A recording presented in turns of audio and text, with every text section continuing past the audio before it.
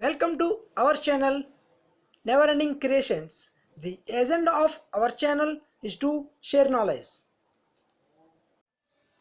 AP bifurcation act 2014 మనం ముందు వీడియోలో చూసినట్లు ఏ విధంగా జరిగింది అనేటువంటి పునర్వ్యవస్థీకరణ చట్టం 2014ని చూసాం.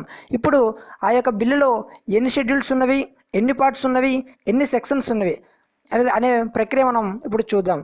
ఇందులో వచ్చేసి 13 షెడ్యూళ్ళు, 12 పార్ట్స్, 108 సెక్షన్లు ఉన్నవి.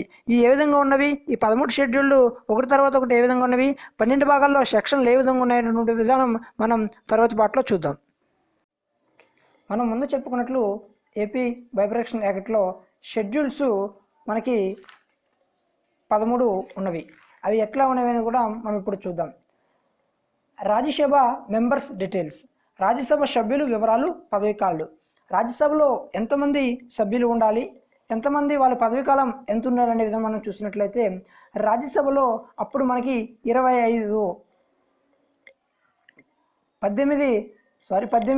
సీట్లు ఉండగా 11 ఆంధ్రాకి, 7 తెలంగాణకు వెళ్ళడం జరిగింది. అదేవిధంగా రాజ్యసభలో సభ్యుల వివరాలు మనకి మొదటి షెడ్యూల్లో ఇవ్వడం జరిగింది.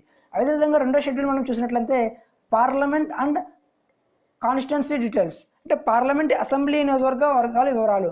అప్పుడు ఎన్ని నియోజకవర్గాలు ఉన్నవి, ఇప్పుడు ఏ విధంగా నియోజకవర్గాలు ఉన్నాయి, 294 మనకి 175 వాళ్ళకి మిగతావి వెళ్ళడం జరిగింది. ఆ విధంగా ఎన్ని అసెంబ్లీ నియోజకవర్గాలు అనేది కూడా మనకి వివరించడం జరిగింది. ఇంకా మూడోది మనం చూసుకున్నట్లయితే కాన్స్టిట్యున్సీ అడ్జస్ట్మెంట్స్, మండలి నియోజకవర్గ సర్దుబాట్లు, అంటే మనం పెంచుకోవచ్చా, మనకు కావాల్సిన విధంగా నియోజకవర్గాలు మనం విస్తరణ చేసుకోవచ్చు అనే విధానం కూడా మనకి మూడో షెడ్యూల్లో ఈ యొక్క పునర్వ్యవస్థీకరణ చట్టంలో మనకి ఇవ్వడం జరిగింది. అదేవిధంగా మనం నాలుగోది చూసినట్లయితే ఏపీ ఎమ్మెల్సీ ఇష్యూస్, ఆంధ్రప్రదేశ్ శాసన మండలి. మనకు ఉన్నటువంటి శాసన మండలి ఎప్పుడైనా రద్దు చేసుకోవచ్చా, లేకపోతే ఎప్పుడైనా ఏర్పాటు చేసుకోవచ్చా, ఏ విధంగా ఏర్పాటు చేసుకోవచ్చా అనేది కూడా మనకి ఇక్కడ 4వ షెడ్యూల్లో మనకి బాగా ఇవ్వడం జరిగింది. మనం 5వ షెడ్యూల్ చూసినట్లయితే ఎస్టీస్ లిస్ట్, అంటే షెడ్యూల్డ్ తెగలు ఎన్ని ఉన్నవి, 33. తెలంగాణలో ఏ విధంగా ఉన్నవి, ఇక్కడ ఏ విధంగా ఉన్నవి అనేది కూడా మనకి ఈ యొక్క 6వ షెడ్యూల్లో మనకి ఇవ్వడం జరిగింది. అయితే మనకి ఎస్సీ లిస్ట్ కూడా 59 షెడ్యూల్డ్ కులాల పేర్లు 59 ఉన్నవి. అవి ఏ విధంగా ఉన్నాయి కూడా మనకి ఈ యొక్క షెడ్యూల్లో ఇవ్వడం జరిగింది. మనం చూసుకున్నట్లయితే 7వ చూసుకున్నట్లయితే ఫండ్స్ లిస్ట్ నిధుల జాబితా, ఏ విధంగా నిధులు కేటాయించాలి, ఎవరికి లోటు బడ్జెట్ ఏ విధంగా ఇవ్వాలి అనేది కూడా ఈ యొక్క మనకి పునర్వ్యవస్థీకరణ బిల్లులో పొందపరచడం అనేది జరిగింది. అయితే మనం 8వ షెడ్యూల్లో చూసినట్లయితే పెన్షన్ డిస్ట్రిబ్యూషన్, పింఛన్ చెల్లింపు బాధ్యత పంపిణీ, పింఛన్లు ఏ విధంగా ఇవ్వాలి, ఎవరికి ఎంత పింఛన్లు ఇవ్వాలి అనేది కూడా మనం ఈ యొక్క షెడ్యూల్లో మనకి పొందపరచడం అనేది జరిగింది. 9వ మనం చూసినట్లయితే government and private organisation list, ప్రభుత్వ కంపెనీలు మరియు కార్పొరేషన్ల జాబితా. ప్రభుత్వంలో ఎన్ని కంపెనీలు ఉండాలి, తెలంగాణలో ఎన్ని కంపెనీలు ఉండాలి, మనకెన్ని కంపెనీలు ఉన్నవి, అదేవిధంగా ఉమ్మడి ఏమున్నవి, 10 సంవత్సరాలు ఉమ్మడి రకంగా అక్కడ మనం ఏ విధంగా ఉండవచ్చు, ఇక్కడ ఏ విధంగా ఉండవచ్చు, మనకు వచ్చినటువంటి కంపెనీలు, పోలీస్ అకాడమీలు, ఆ విధంగా కూడా మనకు ఈ యొక్క 9వ షెడ్యూల్ అనేది ఇవ్వడం జరిగింది. 10వ మనం చూసినట్లయితే ఏపీ గవర్నమెంట్ ఆర్గనైజేషన్ ఫెసిలిటీ, కొన్ని రాష్ట్ర సంస్థలలో సౌకర్యాల కొనసాగింపు, కొన్ని రాష్ట్రాల సంస్థలు ఏ విధంగా ఉన్నవి, ఎక్కడ సౌకర్యాలు తక్కువ ఉన్నాయని కూడా ఆ విధంగా ఎక్కడ మనం అభివృద్ధి పరచుకోవాలనేది కూడా మనకి షెడ్యూల్ అనేది ఇవ్వడం జరిగింది. మనం 11వది చూసినట్లయితే వాటర్ ట్రిబ్యునల్స్, అంటే మనకు నది, కృష్ణా నది, అదేవిధంగా కొన్ని నదీ జలాలు సమస్యలు ఉన్నాయి కాబట్టి దానికి కూడా మనకి ట్రిబ్యునల్స్ ఉన్నవి, అఫెక్స్ కౌన్సిల్ కూడా ఉన్నది కాబట్టి మనకి ఏ విధంగా ఒక ట్రిబ్యునల్స్ కేంద్రం మనకి పరిష్కరిస్తుంది, ఏ విధంగా పరిష్కరిస్తుంది, ఇద్దరు మంత్రులు వెళ్ళి ఏ విధంగా పరిష్కరించుకునేది కూడా మనకి ఈ షెడ్యూల్లో మన సమస్యను పరిష్కరించుకోవడానికి కూడా ఇందులో పొందపరచడం జరిగింది. మనం 12వది చూసినట్లయితే రిసోర్సెస్, మౌలిక వనరులు, అంటే మనం ఉన్నటువంటి మౌలిక వనరులను ఏ విధంగా మనకు వనరులు ఎక్కడ ఉన్నాయనేది కూడా మనకి తక్కువగా ఉన్నవి, ఏ విధంగా అభివృద్ధి పరచుకోవాలనేది కూడా మనకి 12వ షెడ్యూల్లో ఇవ్వడం జరిగింది.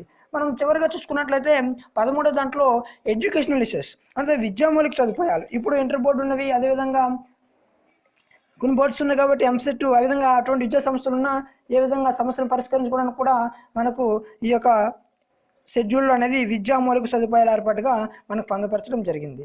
ఈ షెడ్యూల్స్లో ఈ 13 షెడ్యూల్స్ ఉన్నవి. ఈ 13 షెడ్యూల్లో కూడా క్వశ్చన్స్ మనకు చాలా ఇదిగా అడుగుతాడు. ఆంధ్రప్రదేశ్ శాసన మండలి గురించి ఏ షెడ్యూల్ ఇవ్వడం జరిగింది, లేకపోతే షెడ్యూల్ తెగల పేర్లు ఎందులో ఇవ్వడం జరిగింది ఏ షెడ్యూల్లో, లేకపోతే మౌలిక వనరులు ఏ షెడ్యూల్లో ఇవ్వడం జరిగిందని కూడా దీంట్లోంచి మనకి బిట్స్ వచ్చే అవకాశం ఉంది. కాబట్టి మనం దీని మీద కూడా శ్రద్ధ వహించాల్సినటువంటి అవసరం ఉంది. కాబట్టి తర్వాత మనం భాగాలు చూద్దాము. ఆ భాగాల్లో సెక్షన్స్ కూడా మనం పరిశీలిద్దాం.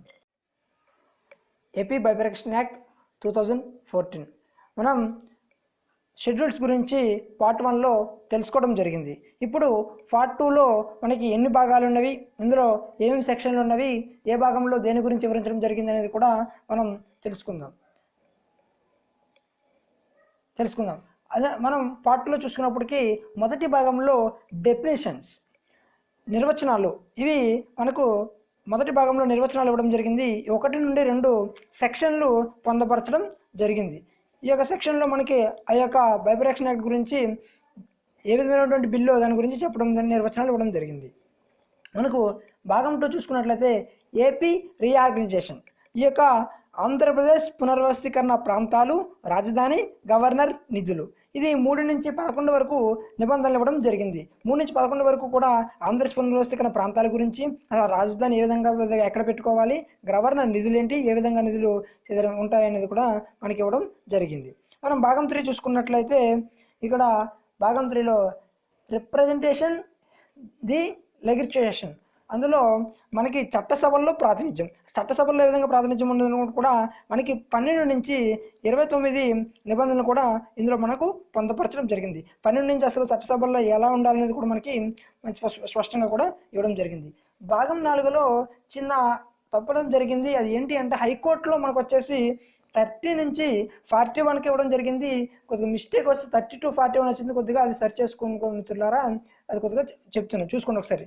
అక్కడ 30 to 41, 32 అని పడింది మిస్టేక్, కొద్దిగా అది కొద్దిగా సరి చేసుకోండి. అందులో మనకి హైకోర్టుల గురించి ఇవ్వడం జరిగింది.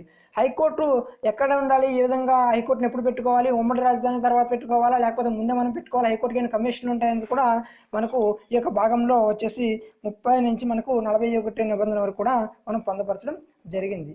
తర్వాత మనం 5వ భాగం చూసుకుంటున్నట్లయితే authorisation of expenditure and distribution of revenue, అంటే ఆదాయ పంపిణీ మరియు వ్యయ పంపిణీ, ఆదాయంలో ఏ విధంగా ఏ రాష్ట్రానికి ఎంత పంపిణీ జరగాలి, ఏ విధంగా లోటు బడ్జెట్ ఉందో పొందపరచడం కూడా దానికి మనకి 44 నుంచి 46 సెక్షన్ వరకు కూడా నిబంధనల వరకు కూడా మనకి ఇందులో పొందపరచడం జరిగింది. ఇంకా అడుగుతాడు పలానా సెక్షన్ ఏం చెప్తుంది అనేది కూడా మనకి ప్రతి భాగం ఇంపార్టెంట్ కాబట్టి మనం ప్రతిదీ కూడా చదువుతూ ఉండాలి. కానీ భాగం 6 చూసినట్లయితే అసెట్స్ అండ్ లయబిలిటీస్, ఆస్తులు అప్పుల పంపిణీ కూడా గురించి కూడా 47 నుంచి 67 వరకు కూడా మనకి నిబంధనలు ఇవ్వడం జరిగింది. పలానా ఏ నిబంధనలో ఎంత ఆస్తులు ఉన్నాయి, అప్పుల పంపిణీ గురించి కూడా మనకి బాగా పొందపరచడం జరిగింది. మనం భాగం 7 చూసినట్లయితే భాగం 7లో కార్పొరేషన్ ప్రొవిజన్స్, ఇందులో షెడ్యూల్లో పేర్కొన్నటువంటి కార్పొరేషన్ సంబంధించిన నియమాలు, ఏ విధంగా నియమాలు అనేది కూడా 68 నుంచి 75 వరకు కూడా ఈ నిబంధనలు పొందపరచడం జరిగింది. మనం భాగం 8 చూసుకున్నట్లయితే మనకి ఈ యొక్క భాగంలో షెడ్యూల్ పేర్కొన్న కార్పొరేషన్ సంబంధించిన నియమాల్లో ప్రతి నియమం కూడా మనకి పొందపరిచారు. అదే మనం ఇప్పుడు భాగం 8 చూద్దాం.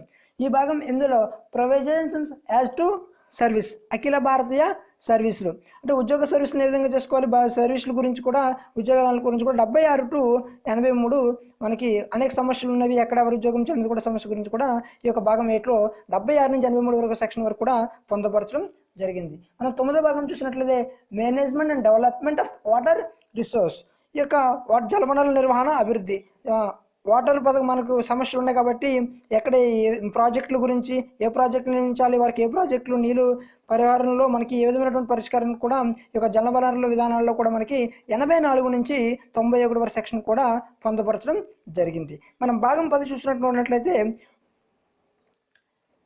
ఇంటర్ఫెక్చువల్ అండ్ స్పెషల్ ఎకనామిక్ మెజర్స్, మౌలిక వనరులు ప్రత్యేక ఆర్థిక చర్యలు, దానికి కూడా మనకి అలా వనరులను ఏ విధంగా అభివృద్ధి చేసుకోవాలనేది కూడా ఒక ప్రత్యేక ఆర్థిక చర్యలు, ఏ విధంగా ఆర్థిక పరిస్థితులకు చర్యలు తీసుకోవాలనేది కూడా 92 to 94 ఈ నిబంధనలు కూడా మనకు పొందపరచడం జరిగింది. మనం భాగం 11 చూసుకున్నట్లయితే యాక్సెస్ టు హయ్యర్ ఎడ్యుకేషన్, ఉన్నత విద్యా అవకాశాలు, ఉన్నత విద్యా అవకాశాల గురించి ఒక ఎంబీఏ ఇంజనీరింగ్కి సంబంధించినటువంటి, అదేవిధంగా ఎంబీఏకి సంబంధించినటువంటి వృత్తి విద్యా కోర్సులకు సంబంధించినటువంటిది కూడా మనకు 95వ నిబంధనలో పొందపరచడం జరిగింది. మనం చివరిగా చూసుకున్నట్లయితే లీగల్ అండ్ మిస్ఓరైజేషన్ ప్రొవిజన్స్, ఇక న్యాయ సంబంధ నిబంధనలు. మనకి న్యాయ సంబంధమైనటువంటి ఏ విధంగా కోర్టును సంప్రదించాలనేది కూడా 96 నుంచి 109 వరకు కూడా ఈ యొక్క భాగాలను నిబంధనలు చెప్పడం జరిగింది. మనకు చూసుకున్నట్లయితే భాగం 4 తర్వాత 5 దాంట్లో 42, 43 ఈ సవరణల ద్వారా చెప్పడం జరిగింది కాబట్టి వీటికి మనకి పూర్తి సమాచారం ఇవ్వలేదు. మనం తర్వాత భాగంలో ఈ యొక్క 42, 43 గురించి కూడా మనం పరిశీలిద్దాం. అయితే ఒకసారి మిత్రులారా చూడండి, మనం ఈ యొక్క భాగాలను బాగా గుర్తుపెట్టుకోవాలి. ఎందుకంటే అడుగుతాడు వాడు ఎట్లాంటి జలవనరుల నిర్వహణ అభివృద్ధి ఏ భాగంలో ఉంది, ఎన్నో షెడ్యూల్ ఉంది, ఎన్ని షెడ్యూల్ నుంచి ఎన్ని షెడ్యూల్ వరకు ఉన్నవి అనేది కూడా మనం బాగా గుర్తుపెట్టుకోవాలి. వాడు అలా అడిగినట్లయితే మనం కరెక్ట్గా ఆన్సర్ చేసే విధంగా ఉండాలి. వెంటనే భాగం 9 అనగానే జలవనరుల నిర్వహణ అభివృద్ధి విధంగా మనకు గుర్తుకు రావాలి. వాడు ఆస్తుల అప్పులు పంపిణీ విధంగా భాగం 6 ఆ విధంగా అడుగుతాడు. కాబట్టి ప్రతి సెక్షన్ కూడా అడుగుతాడు, పలానా సెక్షన్ ఏం చెప్తుంది, పలానా నిబంధన ఏం చెప్తుంది, పలానా భాగం ఏం చెప్తుంది. దీంట్లోంచి మనకు ఎక్కువ క్వశ్చన్స్ వచ్చే అవకాశం ఉంది. కాబట్టి దీని మీద ఎక్కువ దృష్టి కేంద్రీకరిస్తూ దీన్ని మీరు ఎక్కువ చదివితే మార్కులను ఎక్కువ సాధించే అవకాశం ఉంది. కాబట్టి ఇటువంటి మంచి పరిశీలనతో మేము ఈ యొక్క దీన్ని తయారు చేయడం జరిగింది. Thanks for watching video. Please subscribe our channel if you like.